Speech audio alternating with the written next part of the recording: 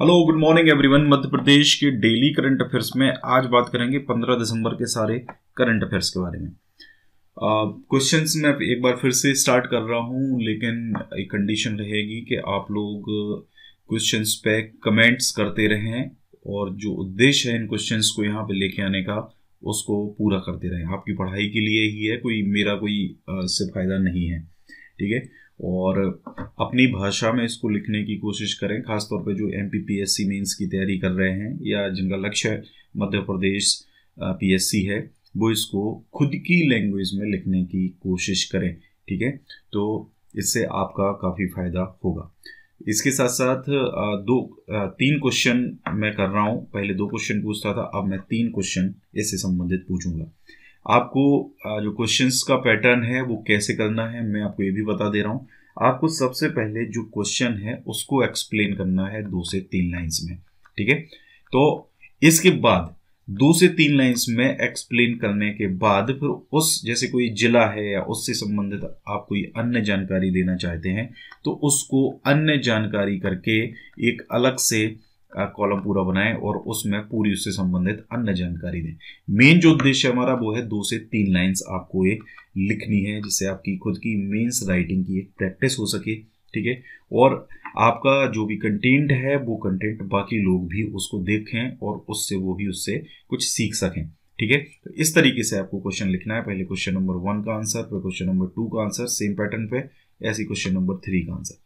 अगर आपका अच्छा रहा तो इन क्वेश्चंस को मैं और भी बढ़ाऊंगा, और अगर आप इसी तरीके से करते रहे तो देखिए MPGK का भी एक वीडियो अभी कंटिन्यू चल रहा है और आगे भी चलता रहेगा। करंट अफेयर्स आपका कंटिन्यू चल रहा है। बाकी फिर एक मध्य प्रदेश के लिए एक जो वीडियो है मैं भी खुद बनाना स्टार्ट कर दूंगा।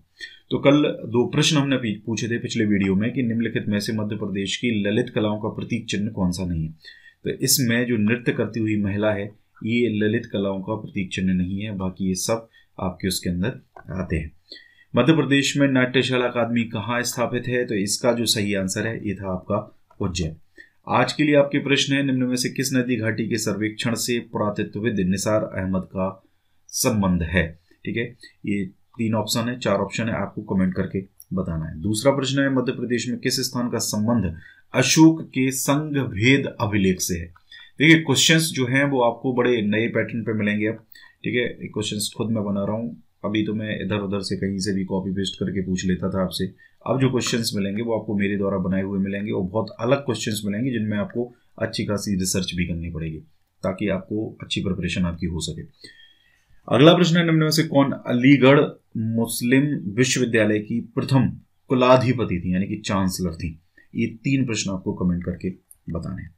गाइज अगर आप हमारा प्रीमियम कंटेंट लेना चाहते हैं तो अगस्त तक की मैगजीन अवेलेबल है। थोड़ा सा बिजी चल रहा था इसलिए अभी सितंबर अक्टूबर पे काम नहीं चल पाया, लेकिन जल्दी इस महीने आपको सितंबर अक्टूबर और नवंबर की मैगजीन मिल जाएगी, ठीक है। मध्य प्रदेश सामान्य ज्ञान भी आप ले सकते हैं, ये 2500 MCQs हैं। और इसके अलावा मंथली आप अगर चाहें तो हमारा करंट अफेयर परचेज कर सकते हैं। और मध्य प्रदेश का जो 6th मंथ का एडिशन है वो 6th मंथ का एडिशन जनवरी से लेकर जून तक का है, और जनवरी से लेकर जून तक का जो एडिशन है ये आप ले सकते हैं। अगला जो 6th मंथ का एडिशन है वो हमारा जनवरी 2021 में आएगा, ठीक है। और अगले साल से जो कंटेंट है वो मैं कोशिश कर रहा हूँ कि मैं इंग्लिश में भी आपको मैगजीन दे सकूँ, तो मंथली मैगजीन आपकी इंग्लिश में भी आएगी अब, ठीक है। इससे संबंधित क्वेरी करना चाहते हैं तो इस व्हाट्सएप नंबर पर कर सकते हैं। परचेज लिंक भी आपको इसी व्हाट्सएप नंबर पे मिल जाएगा। चलिए स्टार्ट करते हैं। पहला प्रश्न है, हाल ही में digital India land records modernisation programme के अंतर्गत प्रदेश के सर्वे रीसर्वे का कार्य किस संस्था से कराने का निर्णय लिया गया है। तो अभी जो किसी तरीके से प्राइवेट या कॉन्ट्रैक्ट बेसिस पे काम चलता था, ये सर्वे रीसर्वे का कार्य जो है digital India land record modernisation programme के अंतर्गत। अब ये संस्था जो है वो आपकी मैप IT, वैसे संस्था की अगर बात करें तो मैप IT है, बाकी राजस्व विभाग जो है ये भी इसके साथ काम करेगा, यानी कि इसका सही आंसर हो जाएगा विकल्प 1 और 2। तो अब ये जो सर्वे है जो बचा हुआ कार्य इसका, ठीक है, उसको वाह्य एजेंसी के स्थान पर राजस्व विभाग के विभागीय अमले के द्वारा और मैप IT के तकनीकी सहयोग से इसको पूरा करा जाएगा। इस काम को पूरा कराने के लिए कुल अनुमानित व्यय 293 करोड़ रुपए में से सर्वे रिसर्वे के लिए भारत सरकार द्वारा स्वीकृत राशि जो है वो 228 करोड़ 54 लाख रुपए का उपयोग किया जाएगा। शेष राशि जो है 64 करोड़ 46 लाख रुपए, इसका व्यय राजस्व विभाग की मांग संख्या के अंतर्गत वर्ष 2022-23 में 32 करोड़ रुपए, वर्ष 2023-24 में 32 करोड़ 46 लाख रुपए का बजट प्रावधान शामिल कर किया जाएगा। ठीक है, हालांकि ये इतना याद रखने की जरूरत नहीं है, आपको केवल याद रखना है कि राजस्व विभाग का जो विभागीय अमला है और मैप IT 2, इससे अब ये पूरा सर्वे वगैरह का जो काम है वो यही करेंगे। अगला प्रश्न है, भारत सरकार द्वारा बेरोजगारों के लिए राष्ट्रीय स्तर पर प्रारंभ किए गए किस पोर्टल से रोजगार सेतु पोर्टल को जोड़ा जाएगा? तो देखिए, रोजगार सेतु पोर्टल आपको पता है, मैंने पहले भी बताया था आपको कि रोजगार सेतु पोर्टल क्या है। ठीक है, तो जो भारत सरकार द्वारा इसी प्रकार का एक पोर्टल बनाया गया है जिसका नाम है उन्नति पोर्टल। अब जो रोजगार सेतु पोर्टल है उसको उन्नति पोर्टल से जोड़ दिया जाएगा। अभी क्या है, केवल मध्य प्रदेश के लोग इसका फायदा ले पाते थे। ठीक है, अब क्या होगा, मध्य प्रदेश के सभी श्रेणी के जो बेरोजगार हैं उनको रोजगार नियोजन के लिए अधिक से अधिक अवसर प्राप्त हो सकेंगे, क्योंकि अभी उन्नति पोर्टल से जुड़ गया है। तो उन्नति पोर्टल से जुड़ गया है यानी कि आपको ऑल इंडिया लेवल पे जहां भी किसी प्रकार की वैकेंसी है, कुछ भी है, तो उसकी जानकारी आपको इस पे मिलती रहेगी। उन्नति पोर्टल जो है वो नवीन तकनीक से लैस भारत के लगभग 20 करोड़ व्यक्तियों को उनकी अपेक्षा और योग्यता अनुसार रोजगार मुहैया कराने के लिए भारत सरकार द्वारा बनाया गया एक जॉब पोर्टल है। तो ये थी उन्नति पोर्टल के बारे में जानकारी। अगला प्रश्न है, मध्य प्रदेश में स्थित लोक सेवा केंद्रों को किस नाम से जाना जाएगा? देखिए, मध्य प्रदेश के जो लोक सेवा केंद्र है, अभी हालांकि लोक सेवा केंद्र के नाम से जाने जाते थे, लेकिन अब इनको मुख्यमंत्री नागरिक सुविधा केंद्र के नाम से जाना जाएगा। और लोक सेवा केंद्र जो है इनका लोक सेवा प्रबंधन विभाग जो है उसमें सिंगल सर्विस डिलीवरी पोर्टल प्राथमिकता के आधार पर तैयार कराया जाएगा। यानी सिंगल सर्विस डिलीवरी पोर्टल या सिंगल विंडो, इस तरीके के जो वर्ड्स होते हैं इनका मैं आपको एक बार मतलब समझा दूं। सिंगल विंडो का मतलब होता है कि आपको ऑफिस नहीं करना है। ठीक है, ऑफिस नहीं करना मतलब आपके सारे जितने भी आपके जो काम हैं, जो कार्य हैं, वो एक ऑफिस में हो जाएंगे। ठीक है, तो लोक सेवा प्रबंधन से संबंधित सारे जो भाग हैं, सारे जो कार्य हैं, वो इसी पोर्टल से आपके हो जाएंगे। आपको कहीं दूसरे ऑफिस में जाने की जरूरत या किसी दूसरे पोर्टल पे ऑनलाइन जाने की जरूरत नहीं पड़ेगी। और इस पोर्टल को तैयार करने के लिए 1 वर्ष का लक्ष्य जो है वो रखा गया है। लोक सेवा गारंटी अधिनियम के अंतर्गत करीब 77 नई सेवाओं को अधिसूचित किया गया है। ठीक है, इस प्रकार अधिसूचित सेवाओं की संख्या बढ़कर हो गई है 532। ठीक है, ध्यान रखें 532 टोटल सेवाएं जो हैं वो आपकी अब लोक सेवा अधिनियम के अंतर्गत आ गई हैं। इनमें से 77 नई सेवाएं इसमें जोड़ी गई हैं। ठीक है, पिछले 6 महीने की अगर बात करें तो मध्य प्रदेश का जो ई डिस्ट्रिक्ट पोर्टल है उस पर 12 नई सेवाओं को ऑनलाइन भी किया गया है और विभिन्न विभागों के लिए 60 नए डैशबोर्ड भी विकसित किए गए। ठीक है, डैशबोर्ड जो है वो विकसित करे गए।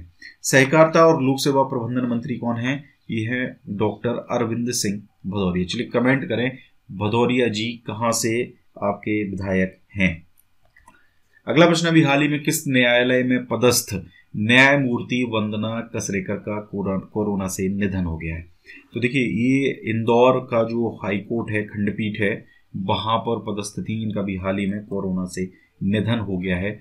इनका जन्म 10 जुलाई 1960 को मध्य प्रदेश के इंदौर में ही हुआ था। ये 2014 में हाईकोर्ट की जज बनी थी। चलिए, यहाँ पे हाई कोर्ट की हमने बात करी है तो थोड़ा सा मैं आपको हाई कोर्ट के बारे में बता देता हूँ। एक तो आपको ये चीज़ पता होना चाहिए कि भारतीय संविधान का जो अनुच्छेद 214 है, यानी कि आर्टिकल 214, इसके अंतर्गत प्रत्येक राज्य में, ठीक है, इसके अंतर्गत प्रत्येक राज्य में उच्च न्यायालय की स्थापना का प्रावधान किया गया है। ठीक है, और अगर हम मध्य प्रदेश की बात करें तो मध्य प्रदेश के गठन से पहले, ठीक है, 1936 में जो हाई कोर्ट है वो नागपुर में स्थापित किया गया था। ध्यान रखिए, कहाँ पर स्थापित किया गया था? नागपुर में स्थापित किया गया था, क्योंकि मध्य प्रदेश का जब गठन नहीं हुआ था तो ये मध्य प्रदेश के ही इससे एक तरीके से थे। ठीक है, इसके बाद जब 1956 में मध्य प्रदेश का गठन हुआ, ठीक है, तो ये जो हाई कोर्ट है, ये हाई कोर्ट कहाँ पे आ गया? ये हाई कोर्ट आ गया मध्य प्रदेश का जबलपुर में।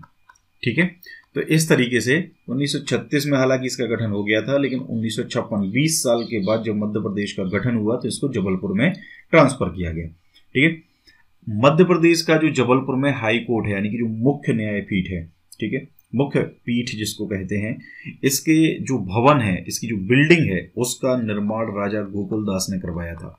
राजा गोकुल दास, ठीक है, ये भी ध्यान रखिए, राजा गोकुल दास ने कराया था। ये 1889 में इसका निर्माण किया गया था। इसके वास्तुकार जो है वो कौन थे? वो थे हेनरी इरविन। ठीक है, बाद में फिर इसी बिल्डिंग में आपका हाई कोर्ट चलता है। ठीक है, तो ये कुल मिला के चीजें हो जाएंगी। इसके बाद मध्य प्रदेश की जो मुख्य पीठ है वो कहाँ पर है आपकी? वो है आपकी जबलपुर में। इसके अलावा 2 खंडपीठें हैं, जो आपकी एक इंदौर में है और एक आपकी ग्वालियर में। इसके अलावा एक तीसरी जो खंडपीठ है वो भोपाल में प्रस्तावित है। ठीक है, ये अभी बनी नहीं है, ये प्रस्तावित है आपकी। ठीक है, और अगर हम बात करें कि मध्य प्रदेश का जो उच्च न्यायालय है, यानी कि मध्य प्रदेश का जो हाई कोर्ट है जबलपुर में, उसमें कुल जजों की संख्या कितनी है? तो ये 36 टोटल जज जो हैं इसके अंदर होते हैं। ठीक है, और अगर मुख्य न्यायाधीश की बात करें तो मध्य प्रदेश के जो पहले मुख्य न्यायाधीश थे वो कौन थे? वो थे जस्टिस एम हिदायतुल्लाह। ठीक है, justice M Hidayatullah.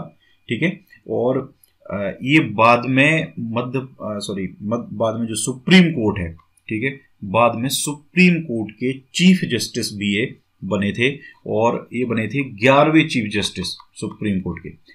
Madhya Pradesh high court के पहले चीफ जस्टिस थे और सुप्रीम कोर्ट के 11वें चीफ जस्टिस ये बने थे, और इसके साथ साथ भारत के पहले ऐसे मुख्य न्यायाधीश थे जो मुस्लिम थे। ठीक है, तो ये भी ध्यान रखना है अपने को। इसके अलावा एक और चीज़, मध्य प्रदेश की जो पहली महिला न्यायाधीश हैं वो कौन है? तो मध्य प्रदेश की पहली न्यायाधीश हैं सरोजनी सक्सेना, महिला न्यायाधीश। ठीक है, तो ये ध्यान रखिए। चलिए, एक और फैक्ट यहाँ पे आता है कि अभी मध्य प्रदेश में करंट में चीफ जस्टिस कौन है? ये कमेंट करके आपको बताना है। ठीक है, ये जरूर कमेंट करके बताइए, तो पूरी जानकारी से रिलेटेड हो जाएगी। अगला प्रश्न है, हाल ही में कहाँ ड्रग्स के शिकार बन चुके लोगों के लिए नशा मुक्ति केंद्र का ई लोकार्पण किया गया? तो ये इंदौर है, जहां पर अभी हाल ही में ड्रग्स के शिकार जो लोग हो गए हैं उनके लिए नशा मुक्ति केंद्र का ई लोकार्पण मुख्यमंत्री शिवराज सिंह चौहान ने किया है। कहां पर? इंदौर में किया है। ऐसे लोग जो ड्रग्स के शिकार बन चुके हैं मतलब वो एडिक्टेड हो चुके हैं। ठीक है, एडिक्टेड हो गए हैं तो उनको एक ट्रीटमेंट की जरूरत रहती है, और इसी अवसर पर उन्होंने चलित नशा मुक्ति केंद्र का लोकार्पण भी किया है। ठीक है, मोबाइल नशा मुक्ति केंद्र।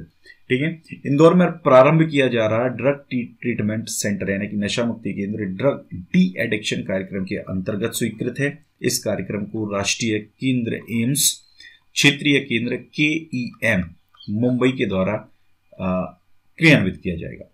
इसके साथ साथ एक और चीज आपको पता होनी चाहिए कि अभी देश में, भारत में नारकोटिक्स कंट्रोल ब्यूरो जो है आपका, narcotics control bureau NCB, Bharat सरकार के द्वारा 15 दिसंबर से यानी कि आज से 22 दिसंबर तक नशा विरोधी विशेष अभियान चलाया जाना प्रस्तावित है। मैंने आपको पहले बताया था कि मध्य प्रदेश के 15 ऐसे जिले हैं जिनमें ये अभियान चलाया जाएगा।